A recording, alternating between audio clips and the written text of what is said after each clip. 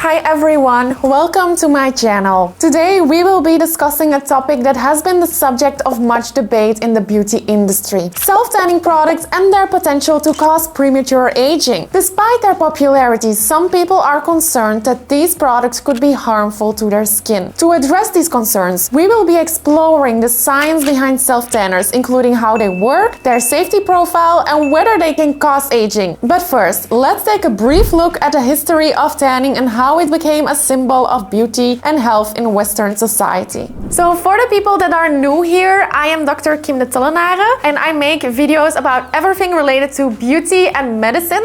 So if this sounds interesting to you, then please subscribe to my channel and check out my other videos. In the past, pale skin was preferred in Greek, Roman, Elizabethan and Victorian cultures. For example, in the 19th century during the Victorian period, women aimed for a pale appearance, wearing hats and carrying parasols. Lightening creams were available for sale, some of which contained lead as an ingredient. Light skin was seen as a symbol of status, as the working class was out working on a field and getting a tan skin as a result. However, with the Industrial Revolution, there were increasing numbers of people laboring out of the sun in factories and mines. And when in 1890 Theobald Palm recognized that sunlight was crucial for bone development, sunbathing gained momentum in the craze of curing illnesses such as rickets. Thoughts about the sun began to change. However, up until the 1920s, creamy complexions were still the epitome of beauty. If you've ever seen Baz Luhrmann's The Great Gatsby or Vogue's flapper-inspired photoshoot with Carey Mulligan, you'll get the picture. This all changed when in the 1920s, French fashion designer Coco Chanel inadvertently popularized the bronze look. While on vacation in the French Riviera, Chanel accidentally got a sunburn, which turned into a tan. The photographs of her disembarking in Cannes set a new precedent for beauty and sparked the trend for tanning as we know it. Tanning was now seen as a sign of health, leisure, and wealth, suggesting that a person had the time and means to travel to warm locations. The trend for tanning continued to gain popularity throughout the mid-20th century, thanks in part to the introduction of the bikini in 1946. The bikini exposed more skin than previous swimsuits, providing greater opportunities for people to tan and embrace the bronze look. Additionally, movie stars such as Brigitte Bardot and Ursula Andress helped to popularize the tanned look by flaunting their bronze skin on beaches and in films. The ideal of having a sun-kissed complexion became associated with beauty, glamour, and sex appeal. As a result of the trend for the bronze look, tanning beds and excessive sunbathing became more popular. However, in the 1970s and 1980s, research linked sun exposure to an increased risk of skin cancer, including the most deadly form, melanoma.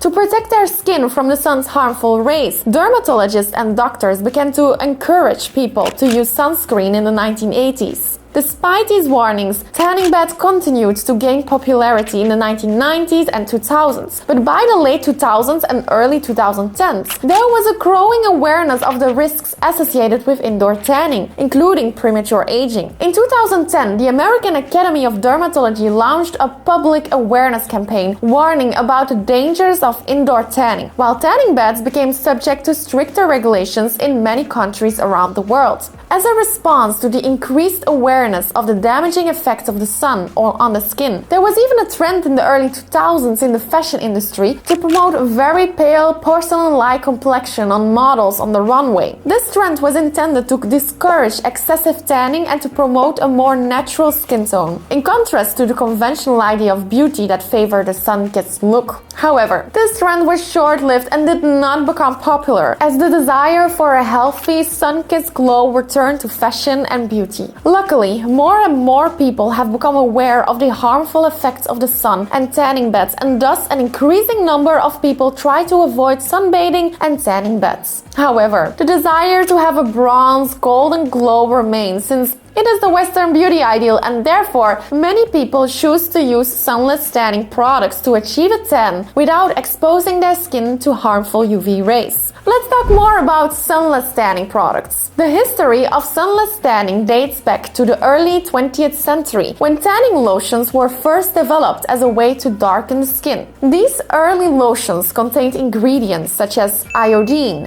tea, and walnut juice. But they often produced uneven, streaky results and were not very popular. The first self-tanning product that resembled the modern-day version was developed in the 1950s by the American company Coppertone. The product was called Quick Tan and was advertised as a lotion that could make you tan overnight. QT, fabulous quick tanning lotion by Coppertone, gives you a double tan. Used as directed, QT tans you indoors without the sun. Tans you smoothly, evenly. Gives you a wonderful tan in just 3 to 5 hours.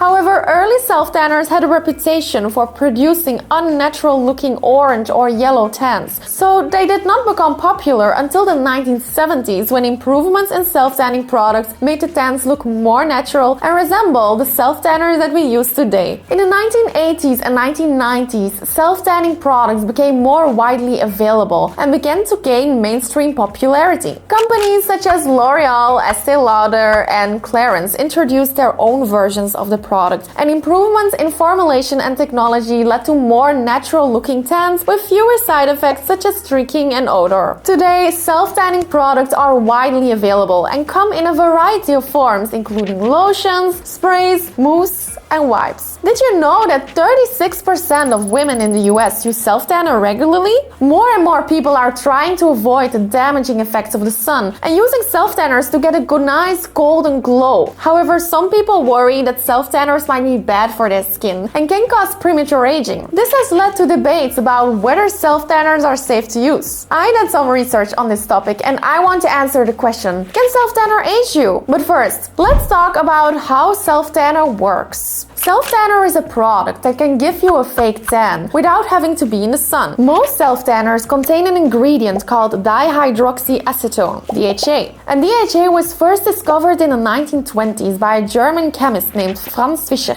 When you put self-tanner on your skin, it chemically reacts with the amino acids in the dead skin cells on the surface of your skin. This chemical reaction is called the Maillard reaction and produces different pigments and compounds, including melanoidins, which gives the skin its brown color. The Maillard reaction is also what makes food turn brown when it's cooked, like when bread is toasted or meat is grilled. Now, the difference between a real tan and a fake tan is how they are made. A real tan happens when your skin is exposed to UV rays from the sun, which causes your skin to make a pigment called melanin. And melanin is what gives your skin its color and can help protect it from the sun. In contrast, a fake tan made with DHA only colors the dead skin cells on the surface of your skin and does not give you any sun protection. There have been concerns about whether the use of self-tanner can age the skin, based on studies that suggest that the Maillard reaction, which makes the brown color in self-tanner, might create harmful molecules called free radicals that could damage the skin. However, it's important to know that these studies were done on cells in a dish or on mice, and it's not clear if the same thing happens in humans. Our skin is more complicated than cells in a dish or mice, and we have a better defense system against damage, including our immune system. So the damage seen in these studies might not apply to people. However, most experts agree that self-tanner is safe to use in the small amounts found in cosmetic products. Studies show that DHA, the main ingredient in self-tanner, does not go beyond the top layer of the skin, and this suggests that it does not pose a significant risk to the deeper layers of the skin and thus would not cause premature aging or skin damage. Regulatory agencies such as the FDA and professional organizations like the American Academy of Dermatology agree that self-tanner is safe for use in the small amounts found in cosmetic products. The FDA considers DHA to be safe when used externally on the skin and has set limits on the concentration of DHA that can be used in cosmetic products to ensure their safety. The American Academy of Dermatology recommends using self-tanner as a safe alternative to tanning in the sun or tanning beds. The organization also advises following the instructions on the product carefully and exfoliating regularly to ensure an even and longer lasting tan. Another study has found that the DHA in self-tanners may potentially protect your skin from harmful UVA rays. As mentioned in my previous skincare video, UVA rays can damage the deeper layers of your skin and cause wrinkles and other signs of aging. However, more research needs to be done around this topic to confirm these findings. It is still important to wear sunscreen even if you use self-tanner. Although self-tanner may offer some protection against UVA radiation, it does not provide any protection against UVB radiation, which is the primary cause of sunburn and skin cancer. Additionally, the UVA protection provided by self-tanner is not as strong as that provided by sunscreen. Therefore, it is recommended to use a broad-spectrum sunscreen with an SPF of 30 or higher in addition to self-tanner to ensure adequate protection from both UVA and UVB radiation. There is also a concern that the use of self-tanning products may reduce the skin's ability to produce vitamin D. Vitamin D is produced when the skin is exposed to UVB radiation from the sun, and self-tanners do not contain UVB. However, a study was conducted to investigate the impact of self-tanning products on the skin's vitamin D production, and the study found that the use of self-tanning products did not significantly affect the skin's vitamin D production, even after repeated application of self-tanner. It's important to note that vitamin D deficiency is a common issue for many people, even those who spend time in the sun. Therefore, it is recommended to get vitamin D from dietary sources such as fatty fish, fortified foods, and supplements, rather than relying solely on sun exposure. To end this video, one of the potential side effects of using self-tanner is contact dermatitis. Contact dermatitis is a type of skin inflammation that occurs when the skin comes into contact with an irritant or allergen, and some people may have an allergic reaction to the ingredients in self-tanners, which can cause redness, itching, and a rash on the skin. It is important to check the ingredients list of self-tanners and do a patch test before using them to minimize the risk of an allergic reaction. If you experience any skin irritation or rash after using a self-tanner, it is best to stop using it and consult a dermatologist for further advice.